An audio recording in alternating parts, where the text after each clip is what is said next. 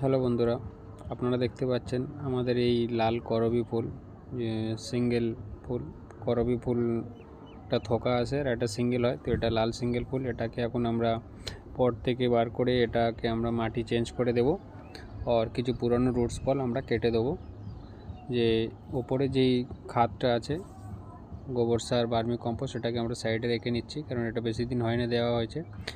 আর এটাকে এখন আমরা কাটার দিয়ে পুরো ম্যাক্সিমাম যতটা পারবো ততটা আমরা কেটে নেব, যাতে গাছের কোনো ক্ষতিও না হয়। আর এরকমভাবে রুট বাউল কেটে দিলে গাছের কোনো ক্ষতি হবে না। যত্ন করে 2-4 দিন ছাওয়াতে একটু রেখে দিতে হবে।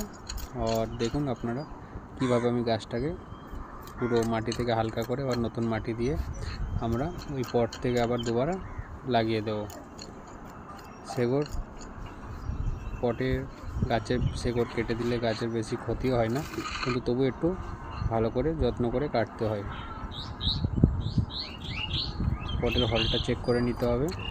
আর এই গাছটা দুবার যখন আমরা এই নতুন মাটি দিয়ে যত্ন করে বসাবো, তখন গাছটা আগের চেয়ে আরও বেশি ভালো হবে, আর ফুলও ভালো হবে। এই যে মাটিটা আমাদের পুরো রেডি করা মাটি, এই মাটিতে আমরা যত্ন করে এই গাছটা আবার বসিয়ে দেবো। আর 2-4 দিন সেডি এরিয়াতে রাখলে গাছটা আরামসে বসে যাবে। দেখুন মাটিটা এইভাবে দেওয়ার পর ভালো করে খুরপি দিয়ে এটাকে চেপে দিতে হবে মাটিটা, যাতে রুটস বল পর্যন্ত ভালো করে টাইট হয়ে যায়। এখন আমরা জল দেব গাছটা সাইডে বসিয়ে নিয়ে।